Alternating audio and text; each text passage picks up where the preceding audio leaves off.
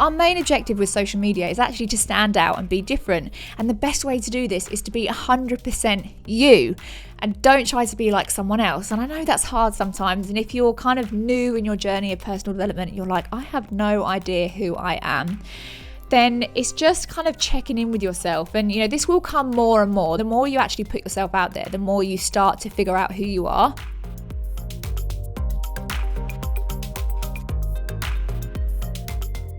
Hey everyone, it's Carly here, and you are listening to episode 21 of the Made for More podcast. And I am feeling so good. I've turned that corner from first trimester pregnancy into second trimester pregnancy, and I'm feeling like a superhero. I thought this day wasn't going to come. I was getting to 15 weeks, and last time I felt amazing by this point, and I was still sleepy Joe. I was still nappy Joe and sleepy Sue and all of those people, and I was just really struggling. I was thinking, oh God, this pregnancy and lockdown combo, I don't know when I'm going to get this energy spurt, but I've got it, and I'm feeling amazing. So that makes such a difference, doesn't it? When you just get that spurt of energy and motivation and your focus is back. And focus is really such a big thing, I think.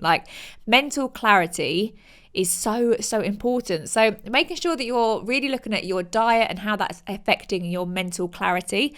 I know that when I'm eating loads of sugar and loads of rubbish and loads of just whatever, which to be honest with you, I have been having all of the things in my pregnancy so far, it really does affect your mental clarity. So yeah, I've been having a mind health supplement every single morning now, which has got CoQ10 in, and that's helping loads actually. So I have it in the morning, have it with my little natural energy drink in the mornings, and yeah, feeling fresh, feeling brand new.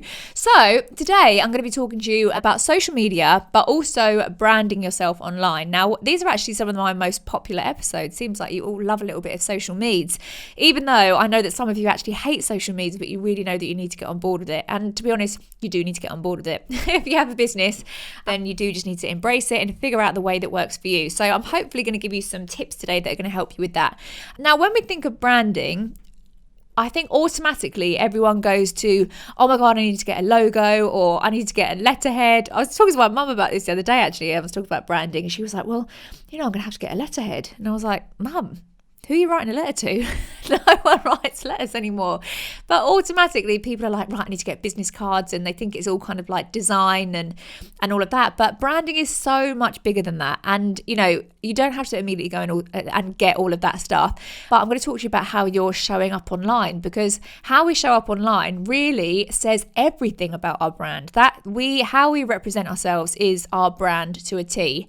Now, at the start of any business, and this happens to 9 out of 10 people, you have a great product or you have a great business opportunity and you tell your friends about it, but no one's really bothered, or they're definitely not as excited as you are about it. Some take you seriously, some don't, but really everyone's kind of like, yeah, well, I'll see how you do, or, good luck with it, or you're still doing that thing. I hate those comments, but yeah, and that's because our prospects at this point, they really aren't interested in what we have to offer at the beginning. It's us that they're buying into as people. So before we start a business, we're actually really not aware of how our actions or what our social media profiles say about us. We're just kind of living our lives and having a lovely time, and whatever we want to post, we just post, and we never really think about what that says about us and how that represents us. And I never want you to, when I'm saying this, I never want you to now get really hung up and think, oh my God, I don't know what to post because what are people going to think about me? It's a completely different thing to thinking, I don't want to post this because I don't know what someone's going to think of me, to I just need to be aware of what this says about me as a brand and what this says about me as a business. How our actions are on and offline actually speak volumes. They say such a huge story about who we are and what we represent. So when someone is looking into buying your product or joining your business, they're actually buying what you represent. Now, you may think, well, yeah, I guess so. I guess that's true for some industries, but I sell jewelry. So obviously someone's just going to buy my jewelry if they like the look of it. But it's actually about how it makes them feel when they wear it and the person that they become when they wear it. So for example, if we're talking about clothes, one of my favorite designers is a woman called Anina Bing, and she represents, all of her range is really like crisp, high quality. It's like the best quality white t-shirt, the best quality, black suit trousers. It's all really classic styles, nothing's crazy, but every bit of it is like crisp, top quality, amazing design, and just perfect. So when I'm wearing her clothes, that's how I feel. I feel really kind of put together, and I feel like top quality, and I feel crisp and classic, and that's what I feel like I represent. There's another amazing brand that I love, and that's called Good American. And this is a great example of this. So the co-founder is actually, the two co-founders are Emma Grede. She's a woman from the UK. She's amazing. I love her. And also Khloe Kardashian. And they founded this company called Good American. And basically they do all of their clothes, they do in every single shape and size. So every single design that they have, every single body type can wear that. So it's not like, oh God, I'm really curvy, so I can't wear that. And the idea is obviously it represents and celebrates inclusivity and, body positivity and everything like that. So when I wear those clothes, I feel that, I feel like I'm really representing everyone, and I feel like I'm accepted as I am, and, and we're all in this together.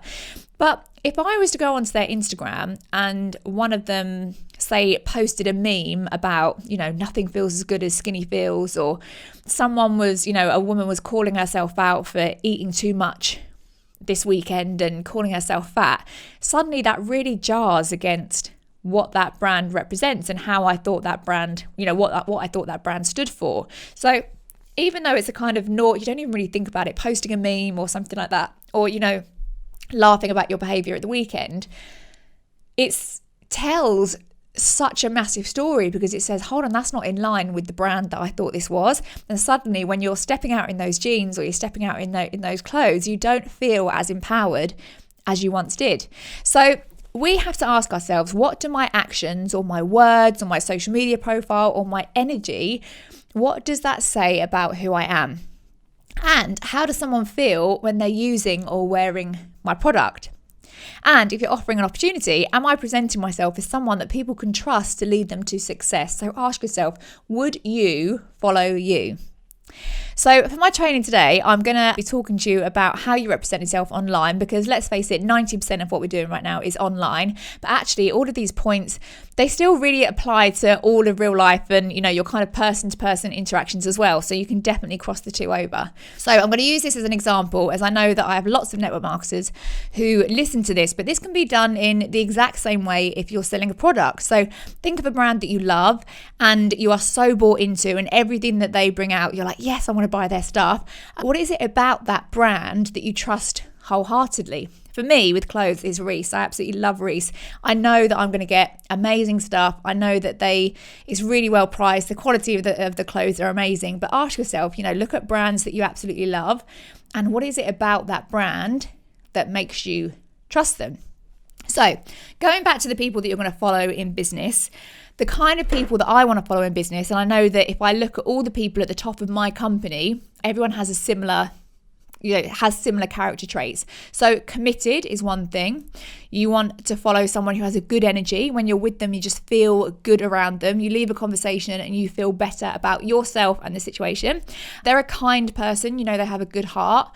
They are positive and always seeing the good in situations. So, you can go to them with a little bit of drama and they're going to really help you feel calmer about that. Calm is actually another thing that I wrote. So I think calm is a really important one. When you're talking about being a leader or following someone, no one wants to feel unsettled. And when you can talk to someone who will know that you're being guided, someone that no matter what happens, they are calm. They're the kind of calm waters. That's a really important character trait. Hardworking is obviously so important, and being genuine and authentic. So those are the kind of key character traits that really make a good leader, or someone as like a person of influence that you really, really want to follow. Again, this doesn't have to be a network marketing leader. This is just someone at the head of a company that you're thinking, yeah, I trust them and I'm going to follow them. So we can all say, yeah, I'm all of those things. I'm kind, I'm positive, I've got a good energy. But we may not actually be aware that some of our actions tell a completely different story, and especially on social media. So For example, if you are always talking about starting a diet and you never stick to it, or you're like saying that you're going to work out and you never stick to it, or you've just started doing like, couch to 5K and then you've stopped it, and then, there's loads of things like this where you're starting stuff and not following through with it. That says that you're not committed. So even though you can say, I'm so committed to my business, that tells someone looking in that you're not a very committed person to your goals. You set goals and you're okay with breaking them. So that's a really important one. But also, if you're kind of like, you're so excited about promoting your business or your product, and you go through spurts of, posting loads, and perhaps you've just been to a big training and you're so motivated, or you've listened to an audiobook and you're so motivated, and then you don't post anything for a little while after that. Again, that says that you're not actually committed and you're quite in and out, inconsistent, maybe a bit flaky. So the other one is good energy. And this would be like if you're constantly sharing negative stuff, like at the moment, I feel like social media is a bit of a funny place. There's a lot of negativity that can be shared if you choose to go down that route. And if you're reposting, like depressing memes and stuff like that, and if you make everything about you, if like you're the hardest done by and it's all about you, and you never really ask other people how they're doing, if you never just reach out to people and say, how are you doing? I was thinking about you, then that can speak volumes as well. And actually it can show that although you're trying to portray that you're perhaps positive and you've got a good energy, if you're part of spreading this bad energy, it actually says that perhaps you're not as good at energy as you want to be. Kindness. If you are someone that always in the DMs, you're having a little bitch about someone. Oh my God, have you seen this? Oh my God, have you seen how much weight they put on? Oh my God, have you seen that dress that she was wearing? What was she doing? Even though it seems like it's mindless, and you may even be doing it with your best friend, you send that little message and it's funny and you kind of laugh about it. If your best friend then doesn't trust you in business and doesn't want to follow you in business, you could ask yourself, am I portraying someone that is really trustworthy though? Because whenever someone sends me a message like that, I always think, oh my God, I wonder what they're saying about me. Like if they're saying that about that person, I wonder what they're saying about me. And it makes me think, I don't know if I can trust that person. So it really kind of gives me a different outlook. Always being positive and seeing the good in situations. So this is like, again, moaning about the situation. If you're always moaning about homeschooling and COVID and blah, blah, blah. Like I know that everyone is struggling, but the kind of day-to-day monotony of lockdown is boring. We're fully aware of it.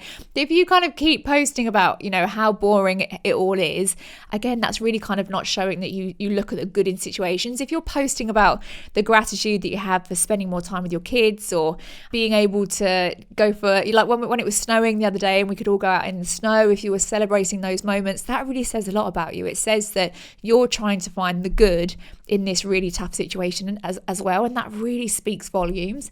Calm is such a big one. If there is always a drama, if you're very reactive or responsive to situations, like Boris or someone puts a big announcement out and they've changed the lockdown rules, or Tyr or something, and you're on there having a good old rant and being like fully drama. Again, it doesn't say that you're a calm person, and regardless of what happens, you react and respond in a calm situation. Hardworking, if you're showing that you've just woken up at 11 o'clock in the afternoon and you're still in bed, or you're posting you in your dressing gown at 3 o'clock in the afternoon, obviously it doesn't say too much about you being hardworking. And genuine and authentic, if you are portraying a life that is not true, if someone sees you in real life and it's literally like a catfish, they're like, oh, who is this person? You look nothing like you do on your Instagram. If your Instagram is just filtered AF and there's just so much editing and you're making yourself skinnier and doing all of this stuff, it just doesn't instill trust that what that person is going to get with you as a coach or as a leader is genuine and is authentic. And people are crying out for authenticity. It doesn't make anyone feel good when they look at you and they feel inferior because you've set a standard for yourself that is actually just an unattainable standard, because it's just filters. And if you like these filters, these crazy filters that I see on Insta stories where like your eyes are like mental and your lips are bigger. I remember actually when I went to Japan, I did a job in Japan, and they have photo booths there, and all the Japanese girls, like the young girls, they like to go into these photo booths and they'd have a photo done. It would make them look really, really young and like a doll. And me and my friend went in and had these photos done, and they just looked ridiculous. But it really made me think of that. And some people are, every time they talk, they might even be talking about something quite serious on their Instagram or taking a photo, and they've got this ridiculous filter on, which is, it just looks nothing like them. And I think you're setting that standard. Like, people are looking at you and thinking, I mean, if someone is foolish enough to think that that's the way you look, then fine. But, I really don't think it's helpful to anyone. So just kind of being authentic and being yourself is so, so important. So have a little think about your social media and how your day-to-day behavior is kind of what it's saying about you as a business owner. Just have a little bit of awareness. Like I said, don't get obsessed with it and don't think, oh my God, I don't know what to post. How do I do this? But just have the awareness of what it says about you, because you represent your brand. Okay, so I want to get into the practical stuff quickly to really help you with your social media, and I want to help you in an effective way and actually have people coming to you. That's really what it's about, isn't it? You can get to a place with your social media where people are reaching out to you because of what you're posting, and it's not all about you reaching out to other people. So who wouldn't want that? That's the ideal, isn't it? When you just wake up with a message like, hey, I'd love to know about what you do, or I'd love to buy your product. So I'm going to be talking about mainly Instagram, as that is my jam, but this is the same for all platforms. So it really doesn't matter what platform you're on. It kind of stays the same. The first and most important thing to start with is to decide who you are talking to. So refine who your ideal client avatar is. Who do you want to attract into your business, or who do you want to attract as a client if you're a coach, or a customer if you're in e-commerce? What does your person look like? So if you actually have a shop, even if you have an online shop, what does the person look like that's walking through your door? You hear the door go ding, ding, open the door. What does that client look like? Or, if it's, like I said, if it's a coach and you're looking for a client, what does that person look like? What do they do? What's their age? What's their what are they like? What's their personality like? And really pinpoint who that person is. Now, people really freak out about this as they think, oh no, I need to keep it broad, because if I have a wider audience, then I've got more chance of getting more sales, because obviously that's more people. But actually, it really, really does not work like that. And being in that kind of scarcity mindset of thinking, I have to show it to everyone, really isn't effective at all. So try and narrow down a little bit who you're actually talking to. Because imagine, use this as an example. If you were looking for an accountant and you're a self-employed yoga teacher, and there's an accountant who does literally every type of industry. Like, he does builders, he works with corporate CEOs, he does the bin men, literally everything. And he's pretty good. He knows everything that he needs to know about all of those areas. And there is a lot of areas. So he knows a lot, but he actually knows a little bit about a lot of stuff. So there's him, or there's this other accountant who specializes in services for self-employed yoga teachers. Who are you going to go with? Are you going to go with the one that knows a little bit about a lot, or are you going to go with the one that knows everything about your thing? Chances are that accountant is going to know all the kind of ins and outs and the creative ways of what's possible for you personally, and actually just give you the best outcome of your taxes possible, because it's personal to you and they are an expert in that area. And chances are you're going to refer that accountant to all of your yogi friends, because you're going to be like, this guy knows everything. Oh my God, he'll totally help you out. This is the guy to go to. And that's what you want to have happening to you. Whatever it is that you decide is your niche, you want other people saying, oh my God, you have to go and see Carly because she is spot on with this subject. And you don't get that if you're kind of good at all areas. You never get those raving fans and those raving reviews. So, by the way, can you tell that it's January and everyone's tax accounts are due? I've got tax on the mind. Me and my partner are obviously both business owners, so we're just there's tax chat everywhere. But so just think that you want to be a master in one of those areas. So if you try and speak to everyone, you speak to no one. This was when I first heard this, I thought, oh, that is interesting. And also refine your mission statement. So I help these people do this by doing this. This is the person I'm going to help. I'm going to help them get this result, and this is how I'm going to help them get that result. Now, once you know this, it is so much easier to know what to post, as you know the exact problem that you're trying to solve. So whenever you go to post something, you're like, okay, is this solving the problem of my avatar, of my person, that woman that I visualized walking through the door of my shop? Does this help her? And when you know that, it's so much easier and you actually get the biggest results. So have a little think about what you're most passionate about. When you're thinking about what your kind of niche is, what are you most passionate about? What's the thing that excites you the most? What's the thing that maybe you've had the most results in and it's impacted you personally, that you actually have a personal story that you can share? And it's really interesting, like my kind of avatar and my person is female entrepreneurs. So just for example, if you look at my Instagram, so my Instagram says, I help women discover who they're meant to be and find the courage to pursue their biggest dreams and goals. Now, if I had more space in my bio, I would say that it's mums that I'm really focusing on, because I love working with mums. I feel like I can relate so well, and I've got a particular passion for helping mums still have huge desire and huge goals despite being a mum. I really do believe that you can do the two. You probably know that about me if you've listened to my podcast more than one episode. I always harp on about it. But so that's really my avatar. So when I'm posting stuff on my Instagram, I'm thinking, I do post things about being a mum, and I try and add some value there because those are the people that I want to attract. But even though, and really my podcast, I always have that in my mind. I have the person that I'm trying to help in my mind. Even though I have narrowed it down. The other day I got a message from a Premiership footballer saying, I listened to your episode and you were talking about being a dancer and transitioning from being a dancer to business. And, I'm doing the same with my football. I'm changing from football to business. And I just wanted to say it kind of really gave me courage and hope that I can do this and I can make that step. So just wanted to say thank you. And it just goes to show that you're not going to alienate everyone. If someone finds value in your content, they're still going to find value in your content, even if they're not your direct avatar.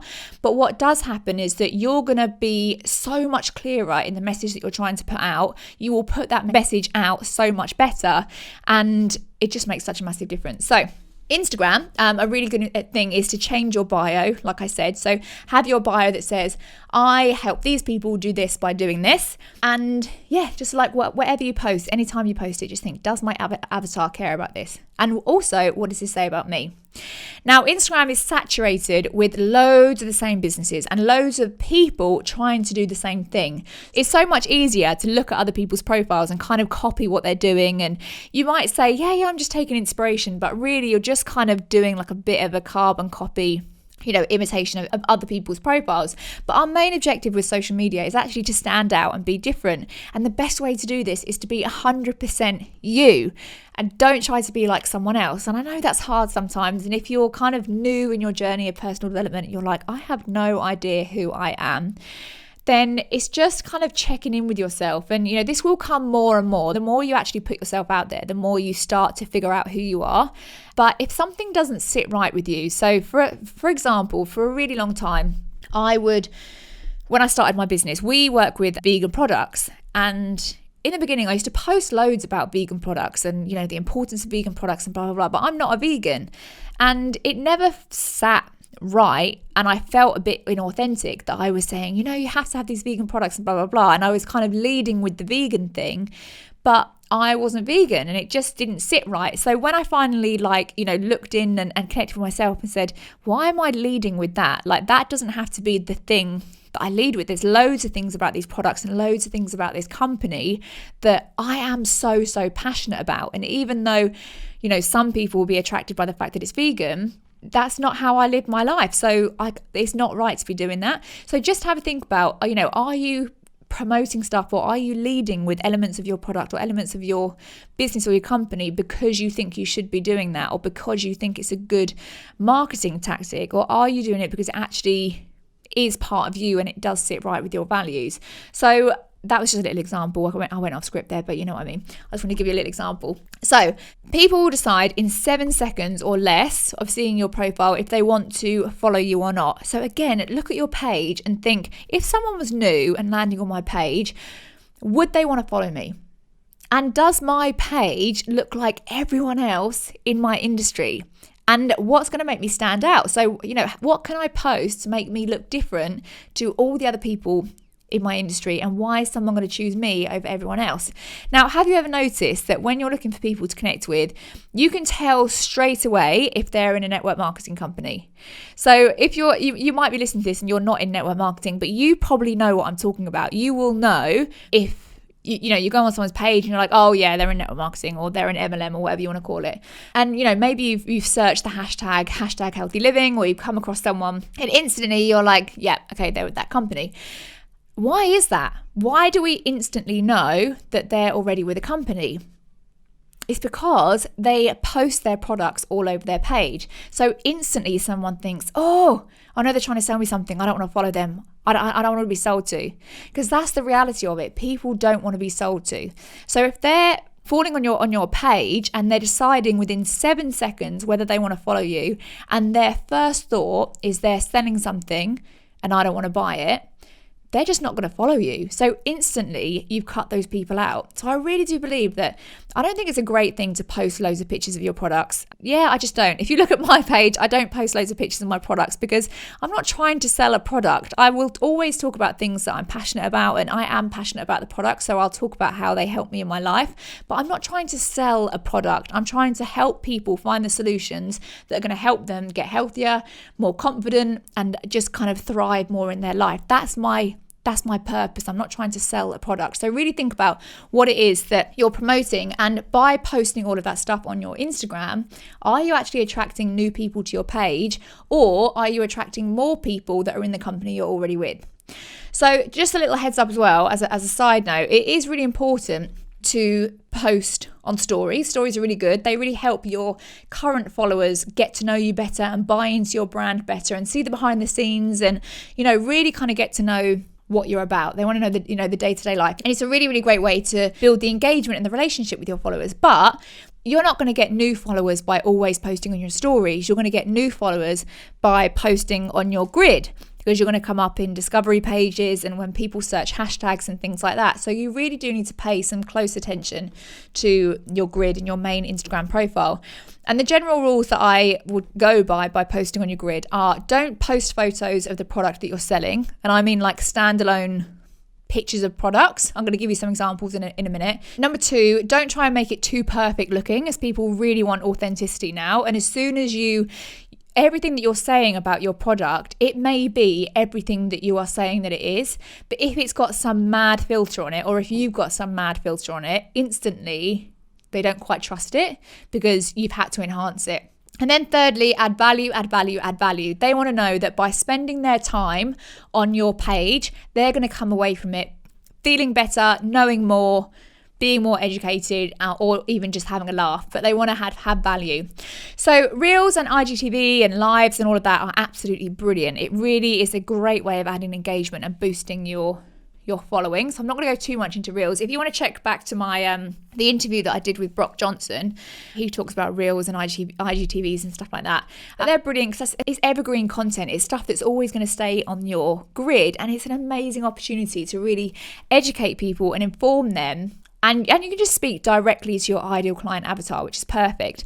But you'll see lots of people doing Reels and IGTVs and, having all these really great ideas. But again, this is when you really have to check in with yourself and see whether what other people are doing is right for your client and your client avatar. So for example, a very good friend of mine, Sarah Law, she has an amazing Instagram and she talks a lot about helping your skin from the inside out. So a lot of her stuff, she's a skin expert, she's also a nutritionist, so lots of her stuff talks about skin breakouts and things like that. And I saw that she did a reel about how different areas of your skin affect your hormones, or how it's kind of saying that these certain hormones are disrupted. And it's a brilliant reel. It's really informative, there's loads of value, and I look at it and I think that's a really, really interesting reel. And if you look at her Instagram, her bio reads, helping 30 plus women love the skin they're in, both inside and out. Now that reel perfectly fits her client avatar. The person that she's just described there in her bio is going to get so much value out of that reel.